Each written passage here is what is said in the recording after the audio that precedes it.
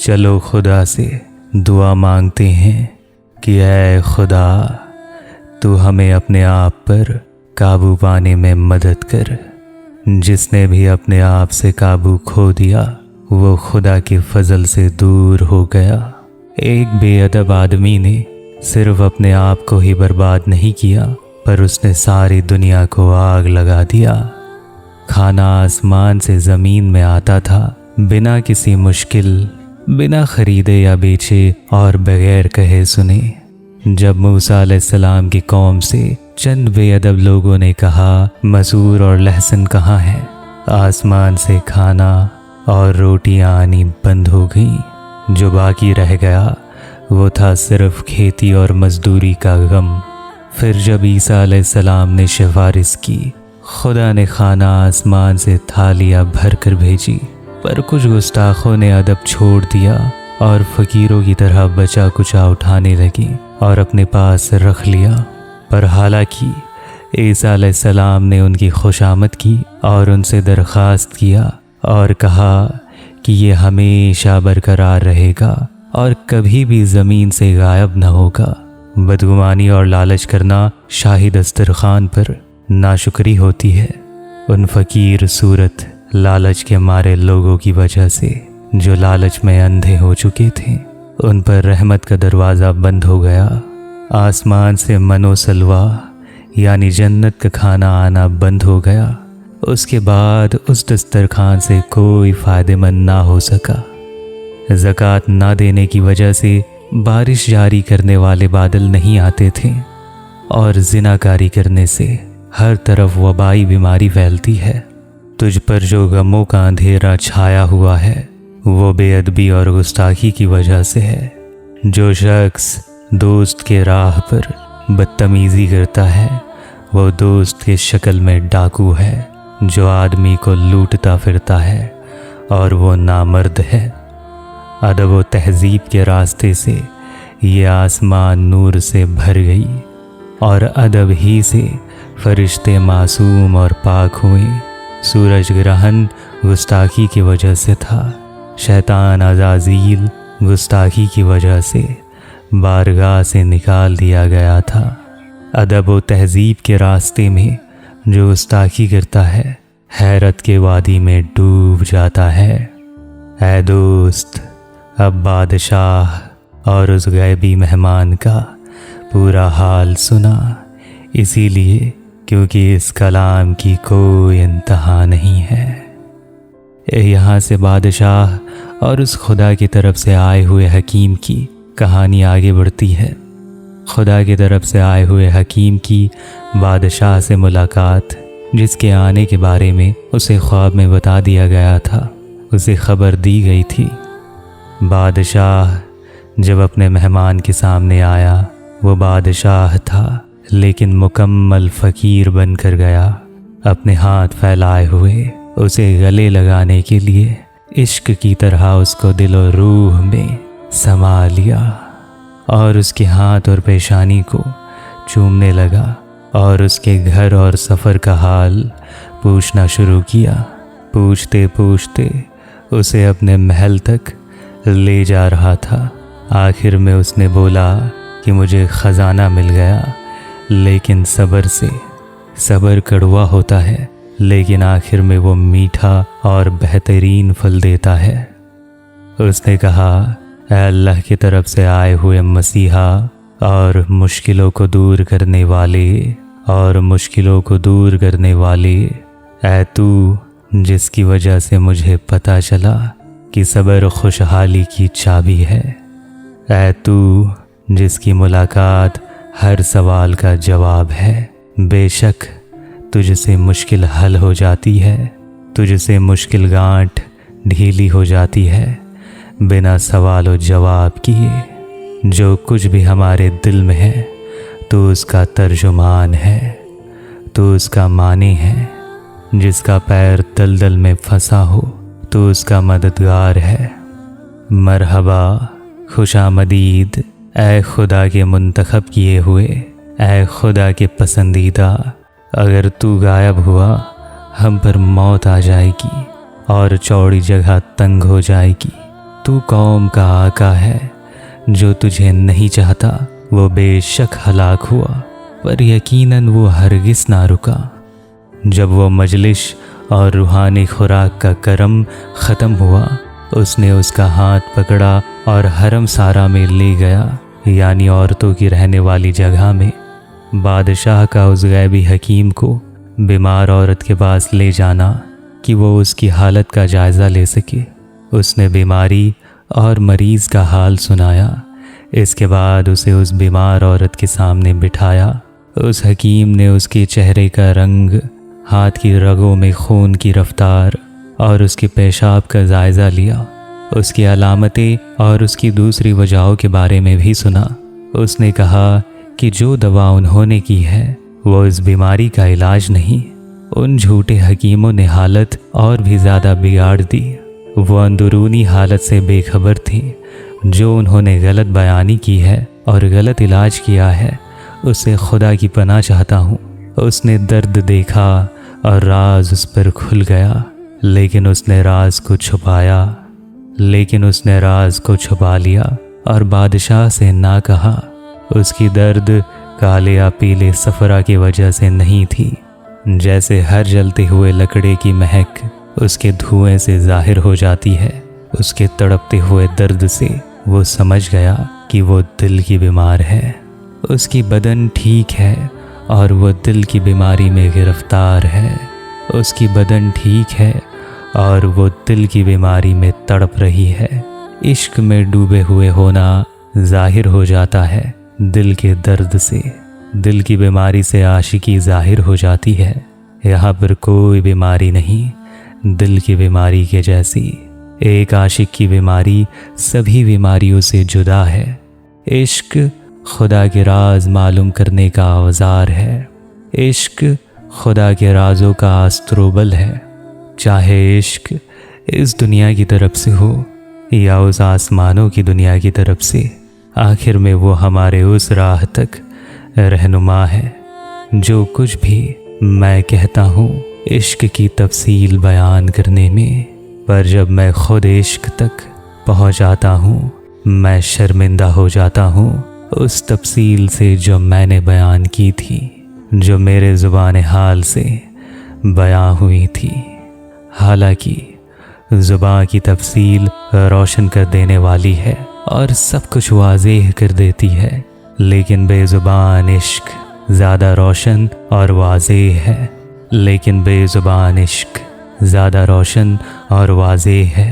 दिल की बीमारी इश्क की अलामत है, यानी वो हकीम समझ गया कि वो लौंडी इश्क की बीमारी में मुब्तला है। इश्क एक ऐसी चीज़ है जिसका बयान ना ही ज़ुबान से मुमकिन है और ना ही कलम से। इश्क और आशिकी का बयान ज़ुबान और कलम से मुमकिन नहीं। जो खुद इश्क में डूबा हुआ हो वो ही इश्क को समझ सकता है। कुछ चीज़ें ऐसी हैं जिनकी वजूद का दलील खुद उसका वजूद ही होता है। इश्क और आफताब इन्हीं चीज़ों में से है। दुनिया की सूरज का पहचान साया होता है, इसीलिए क्योंकि ये सिर्फ ज़ाहिरी चीज़ों को रोशन करती है, पर अल्लाह का नूर वली यानी खुदा के दोस्तों के दिल में रोशन होता है और उसे सिर्फ अहले दिल ही देख सकते हैं। जब कलम इश्क की तफसील लिखने में मशरूफ़ था, जब इश्क पर पहुंचा तब खुद कलम टूट गया। जब इश्क की हाल बयान करने की बात आई, कलम टूट गया और कागज़ भी फट गई। उसकी अक्ल मिट्टी में फंसे गधे की तरह बेबसी में सो गई। ये खुद इश्क ही है जिसने इश्क और आशिकी की तफसील बयान की है। आफताब की दलील खुद आफताब ही है। अगर तुझे दलील की ज़रूरत है तो उससे मुंह ना मोड़। साया अगर उसका पता देता है, सूरज खुद हर वक्त रूहानी रोशनी देता है। साया किस्से की तरह रात के लम्हों में तुझे सुलाता है। सूरज जब निकलता है, चांद दो टुकड़ों में टूट जाता है। दुनिया में सूरज जैसा कोई हैरत अंगेज मुसाफिर नहीं, पर रूह का सूरज हमेशा बाकी है। इसका कोई गुजरा हुआ कल नहीं। हालांकि ज़ाहिरी सूरज एक ही है, पर तब भी ये मुमकिन है कि उस जैसा भी तसव्वुर किया जा सके।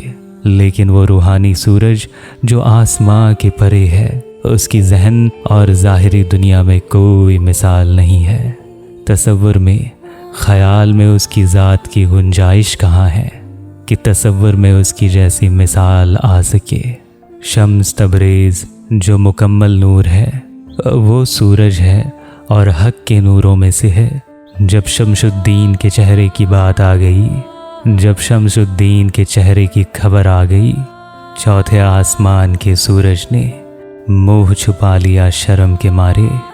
अब जब उसका नाम मेरे होठों में आया है तो ये मेरे लिए ज़रूरी हो गया उनकी इनाम की थोड़ी सी बात बयान करना। कायनात में सूरज एक ही है, लेकिन उस जैसा ख्याल किया जा सकता है। शम्स हकीकी की ज़ात का तसव्वुर नामुमकिन है, तो उसकी मिसाल का तसव्वुर कैसे हो सकता है। इस वक्त मेरे रूह ने मेरे कपड़े उतार कर फेंक दिए हैं। उसने यूसुफ के लिबास की खुशबू सूंघी है। उसने कहा, हमारे बरसों की सोहबत का हक अदा करने के लिए उन खुशी के लम्हों का कुछ हाल बयान कर, ताकि ज़मीन और आसमां खुशी में हंस पड़े, ताकि अक्ल और रूह और आँखें 100 गुना हो जाएं। मैंने कहा, मुझ पर कोई काम मत डालो, क्योंकि मैं अपने आप से फना हो चुका हूँ। मेरी समझ कमज़ोर हो चुकी है और मुझे नहीं पता कि कैसे तारीफ़ करते हैं। जो कुछ भी वो कहता है जो अपने होश में ना हो, जो अपनी होश खो चुका हो, अगर वो अपने आप को रोक रखे या अपने आप पर काफ़ी फ़ख्र करके बयानी करे, वो मुनासिब नहीं, वो नामुनासिब है। मैं क्या कहूँ, मेरी एक रग भी होश में नहीं है। उस यार की तफसील कर जिसका कोई शरीक नहीं है। मैंने अपने रूह को कहा, तू अपने महबूब शम्स तबरेज़ से दूर पड़ी है। मैंने अपने रूह से कहा, तू अपने महबूब शम्स तबरेज़ से दूर पड़ी है, जैसे कि मरीज़ हकीम से दूर है। मुझे तकलीफ़ ना दे। मदहोश अगर अपने महबूब की तारीफ़ कर लेगा तो वो नामुनासिब होगी। मेरा तारीफ़ करना ही खुद तारीफ़ ना करना है, इसीलिए कि ये वजूद की दलील है और वजूद गलत है। इस जुदाई और दिल के खून की तफसील अब दूसरे वक्त के लिए छोड़। उसने कहा, मुझे खिला क्योंकि मैं भूखी हूँ, और जल्दी कर क्योंकि वक्त तेज़ तलवार है, और जल्दी कर क्योंकि वक्त तेज़ तलवार है। ऐ दोस्त, एक सूफ़ी लम्हा मौजूद का साथी है। कल के बारे में कहना इस रास्ते का तौर तरीका नहीं। एक सूफ़ी लम्हा मौजूद में रहता है जिसमें कोई भी महीने और साल की कैद नहीं है, वो इनसे परे है। शायद तू खुद सूफ़ी नहीं है, तब जो कुछ भी हाथ में है वो ख़त्म हो जाता है उधार देने को देर करते रहने में। मैंने उससे कहा कि यार का राज छुपा हुआ ज़्यादा बेहतर होता है। फिर भी तू इसे किस्से की सूरत में सुन ले, फिर भी तू इसे किस्से की सूरत में सुन ले। बेहतर यही होता है कि आशिकों का राज दूसरों के किस्से में बयान हो जाए। खुल्लम खुल्ला और बेपरवाह और बिना बेवफाई के बात कह दे। ऐ बकवासी और उलझी हुई बात कहकर मुझे ना सता। पर्दा उठा दे और बेपर्दा होकर कह, क्योंकि मैं कपड़े नहीं पहनता जब मैं अपने महबूब के साथ सोता हूँ। मैंने कहा, अगर वो तेरे आँखों के सामने बेपर्दा होगा, ना तू रहेगी, ना तेरी छाती रहेगी और ना ही तेरी कमर। अपनी मुराद मांग, पर अंदाज के मुताबिक मांग। घास का एक तिनका पहाड़ को बर्दाश्त नहीं कर सकता। वो सूरज जिससे ये सारी दुनिया रोशन है, अगर ज़रा सा भी करीब आ जाए तो ये सबको जलाकर राख कर दे, ताकि दुनिया के जान का दिल तबाह ना हो। अब होठ से ले और आंख बंद कर ले।